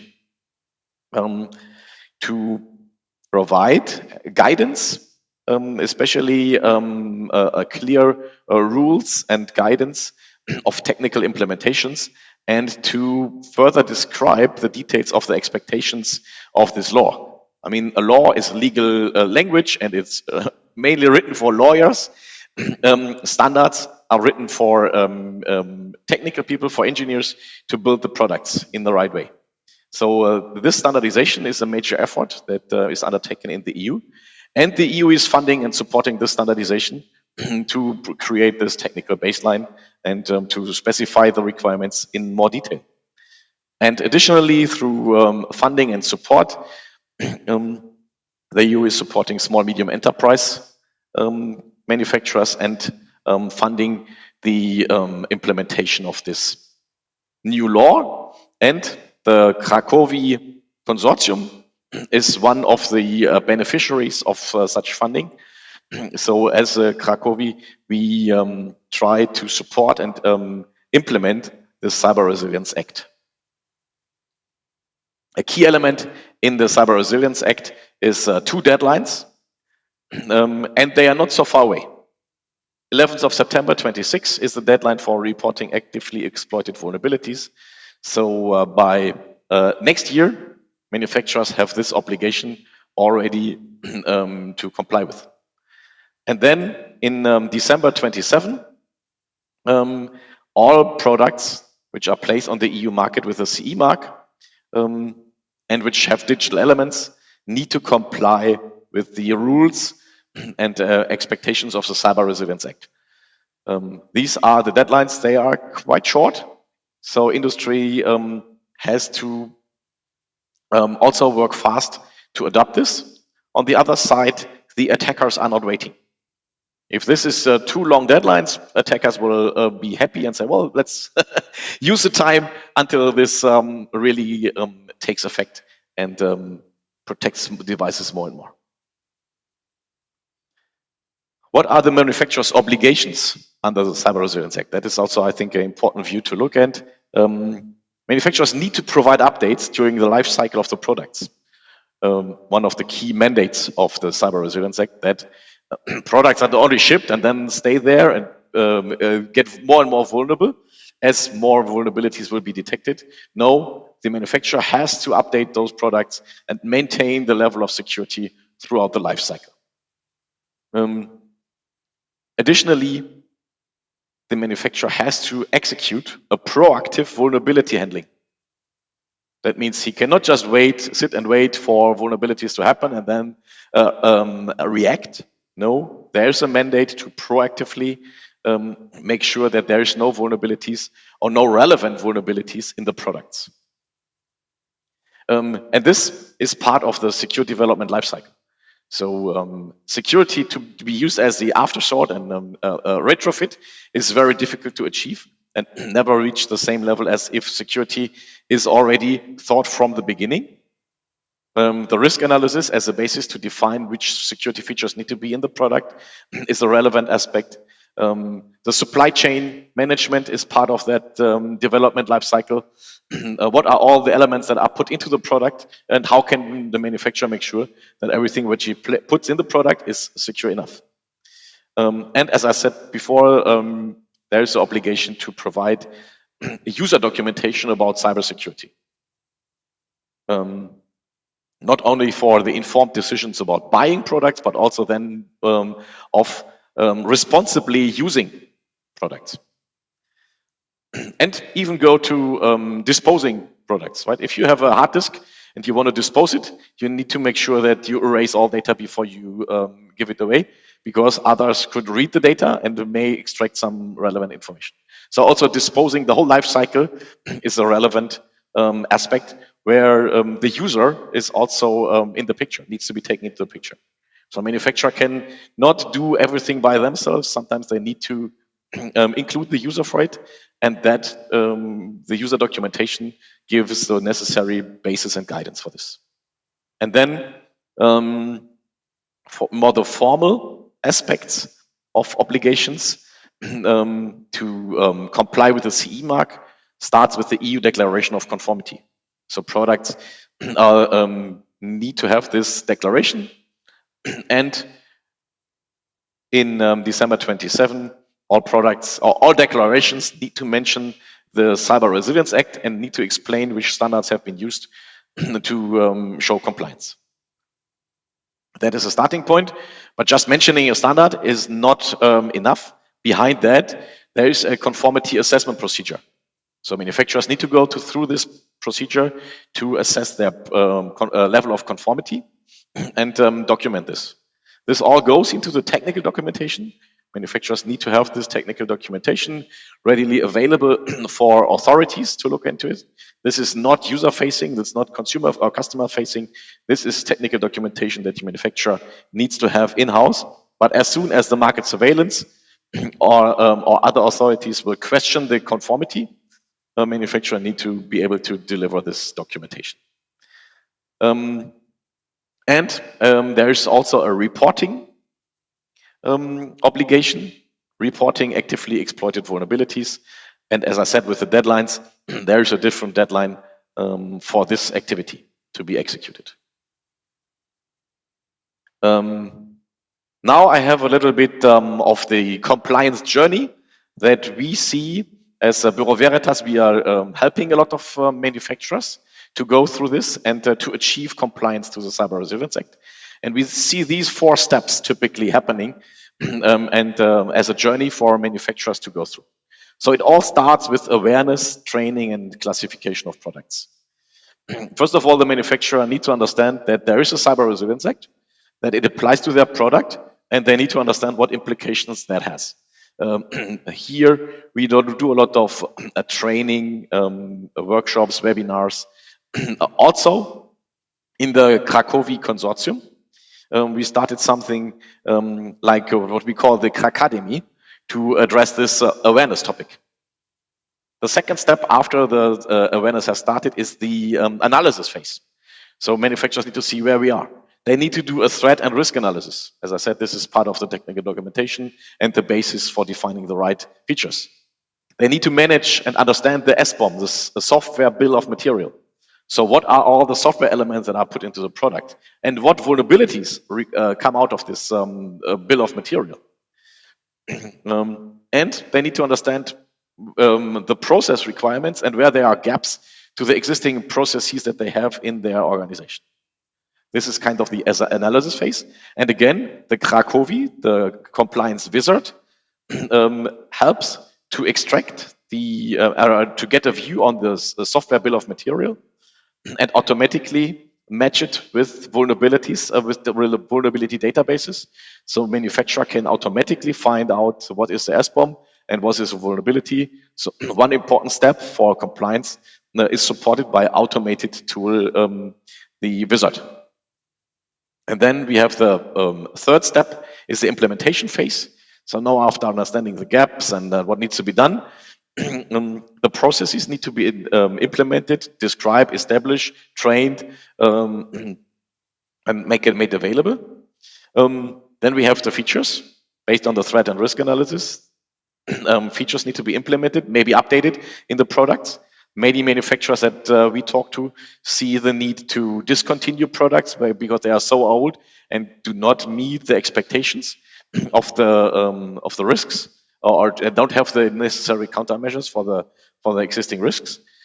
And some can just do feature updates of their products, or have newer products which they can then replace the older ones. Looking at the features, also the wizard supports with the functional testing and analysis of the functionality of the device, automates these feature testing. And implementation also includes the documents. So all those documents need to be prepared, reviewed, approved, released, published. This is the implementation phase. And as I said, the reporting obligation is a process requirement which already applies in September next year. And then the final stage is the compliance assessment procedure with reaching even a certification. That is also covered by the compliance wizard, or the objective and goal of the compliance wizard, to collect all those information that are needed for a successful compliance assessment procedure. And we as Bureau Veritas represent especially this step because we are a certification entity and we can issue certificates documenting and demonstrating the full compliance to the Cyber Resilience Act. So all the yellow elements are supported by the Cracovia. So our mission statement is to simplify the compliance with the Cyber Resilience Act, as I said, especially for small, medium enterprise companies, but also for any other organization who want to know if their products or if some products are complying. And how do we simplify this? We simplify this by providing automated tools for the cybersecurity assessment. That includes a scan of the firmware to understand the software bill of material and its vulnerabilities, as well as collecting evidence of functionality. So the wizard can also observe traffic as it goes out of the device or how the device is communicating and assess those traffic and find out if the necessary encryption is in place or if there is some compromise for encryption which may be attacked or may create a vulnerability. And this is an evidence-based compliance documentation. So all the results of that tool relate to the documentation, relate to the requirements and standards of the Cyber Resilience Act, and at the end can simplify the journey towards the certification of making sure everything is, the technical documentation is a complete package and is available. And I like to say about the Cyber Resilience Act, don't try by yourself. Try to find partners to do it together, like companions on the road. And that is also the Bureau Veritas strategy here. We joined the consortium of the Cracovia with 14 other stakeholders from the industry, from end users, from SMEs, from critical infrastructure operators, to prepare for the Cyber Resilience Act and to do this in a joint and combined effort. So that was my presentation. Thank you very much for giving me the opportunity to present the Cracovia. Okay, thank you. If I may take the opportunity now just to take the question, if you, is it okay? I'm so sorry for interrupt you. Maybe, Michael, just wait for a second if it applies also to you. Please.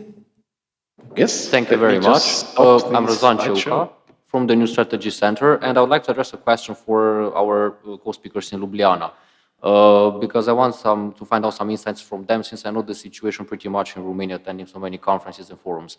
When it comes to resilience, communication is key. And when it comes to cyber resilience, sharing cyber threat intelligence is of utmost importance.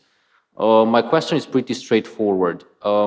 What frameworks, good practices, tools and frameworks do you use in Slovenia to address or by bridging the gap, to bridge the gap between civilian and military cooperation in terms of resilience, specifically to share cyber threat intelligence or to facilitate sharing the cyber threat intelligence among the civilian and the military sectors? Thank you. Well, thank you for the question. I should say that other panelists have had to meet other commitments elsewhere, but we do have Michael with us from the Chamber of Commerce, and Michael also has a defense background. Would you like to comment on that? Yeah, I can. So thank you for the question. The national agency responsible for cybersecurity is organizing the body, coordinating activities on the weekly basis. So all major agencies are involved in this process.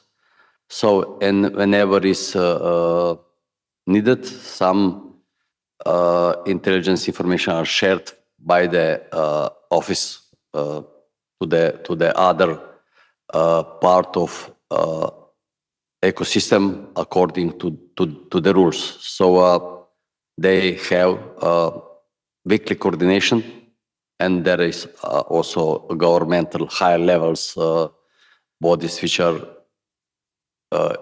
informed about it if some other measures are required. So this is the part, and there is Ministry of Defense is part of this coordination body. Is this the answer to your question?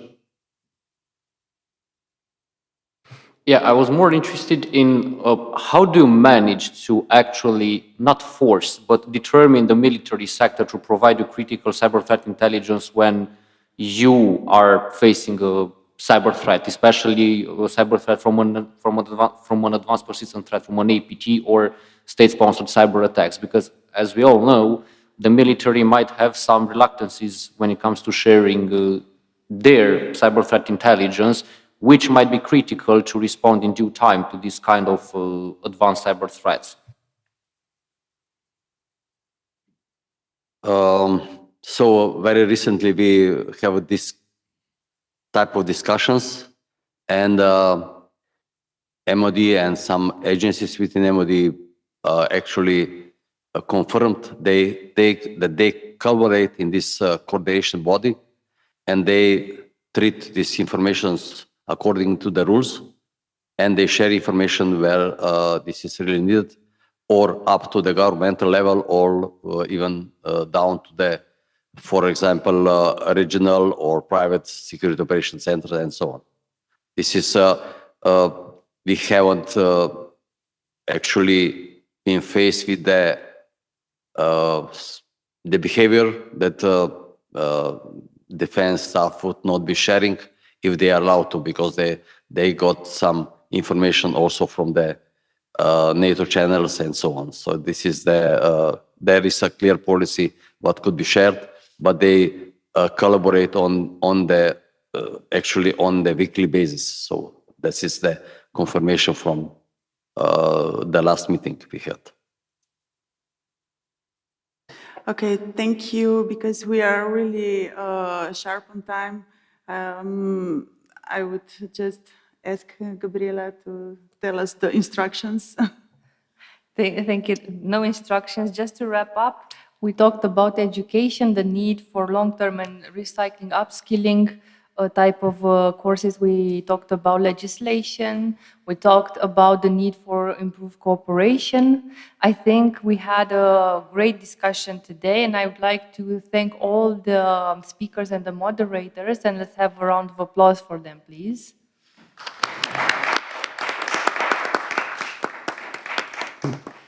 This concludes our panel today.